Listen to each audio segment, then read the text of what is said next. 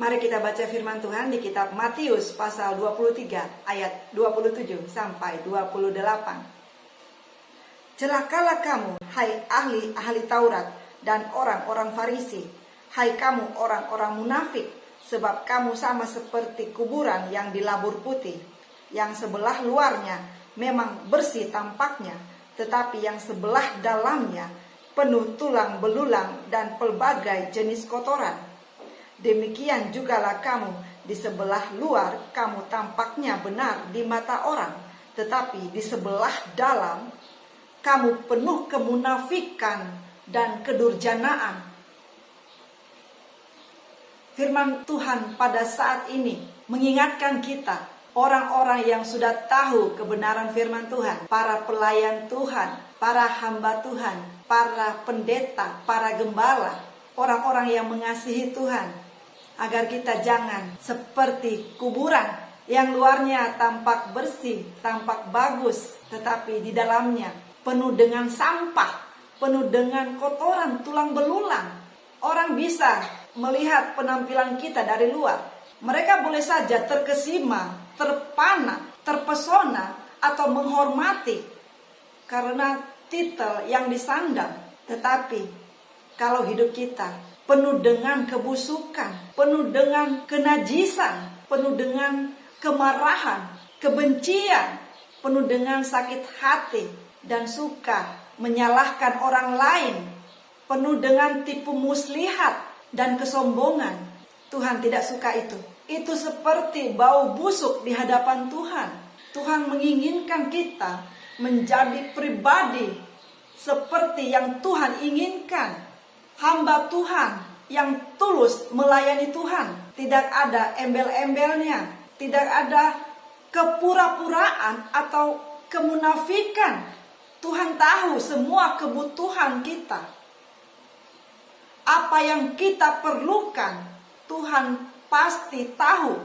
Dan Tuhan akan menyediakan seluruh kebutuhan kita tepat pada waktunya. Tetapi kalau di dalam hati kita, di dalam pikiran kita penuh dengan hawa nafsu, penuh dengan keserakahan, penuh dengan kebencian, maka kita bisa memanipulasi firman Tuhan untuk kepentingan kita sendiri.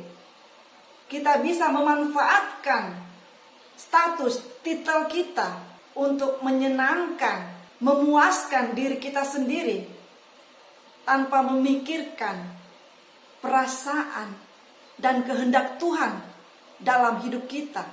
Kita bisa menjadi orang yang sangat egois dan merasa paling benar. Kita bisa menyingkirkan keinginan dan kerinduan Tuhan demi mencapai ambisi dan kepentingan pribadi kita. Untuk itu kita harus menyelidiki setiap hati dan pikiran kita.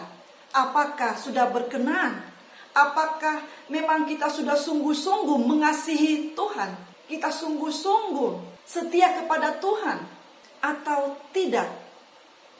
Karena mengasihi Tuhan itu tidak mudah.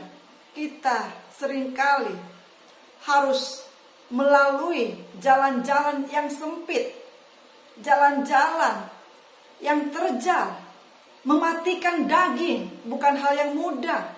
Tetapi kalau kita sungguh-sungguh mengasihi Tuhan, kita pasti akan melakukan apa yang Tuhan inginkan, apa yang menjadi kerinduan Tuhan. Tetapi kalau kita memikirkan kenikmatan daging kita, kita menginginkan sesuatu untuk memuaskan hawa nafsu kita, kita bisa jatuh di dalam dosa. Bahkan ketika kita sudah melakukan dosa pun, kita merasa itu hal yang wajar. Karena kita sudah ditipu oleh diri kita sendiri. Karena kita lebih mengutamakan keinginan daging kita daripada keinginan Tuhan sendiri. Kalau kita dibawa naik lebih tinggi oleh Tuhan, kita harus hati-hati. Karena terkadang zona nyaman membuat kita melupakan apa yang menjadi tujuan hidup kita. Apa yang menjadi kerinduan awal hubungan kita dengan Tuhan. Jangan meninggalkan kasih kita yang mula-mula kepada Tuhan hanya karena kenikmatan yang sesaat. Kenikmatan dosa itu memang enak bagi daging kita, tetapi roh kita berontak. Kita tidak mungkin menikmati dosa di saat yang sama kita menyembah Tuhan. Tidak mungkin kita bisa menyukakan Tuhan di saat yang sama kita melakukan dosa. Oleh karena itu, jangan kita menginginkan segala sesuatu yang bersifat sementara. Buat apa kita dipuji manusia? Tetapi kalau Tuhan menolak kita karena di dalam kita tidak benar, ingatkan diri kita hari ini bahwa kita bukan kuburan. Kita adalah bait kudusnya Tuhan.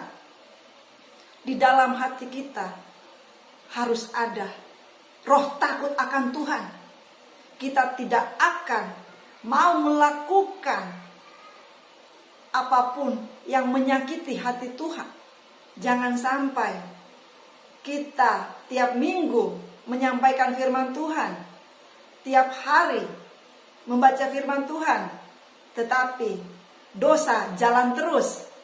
Jangan sampai kita berkhotbah kemana-mana, tetapi melakukan persinahan. Jangan sampai kita menganggap diri kita adalah orang yang berkenan di hadapan Tuhan, tetapi Tuhan membuang kita dari hadapannya karena hidup kita tidak kudus di hadapan Tuhan. Tuhan itu maha kudus karena Tuhan adalah Tuhan yang tidak pernah kompromi dengan dosa sekecil apapun. Kita juga harus hidup kudus karena Tuhan kita, Tuhan yang maha kudus. Jaga perkataan kita, jaga pikiran kita, jaga tingkah laku.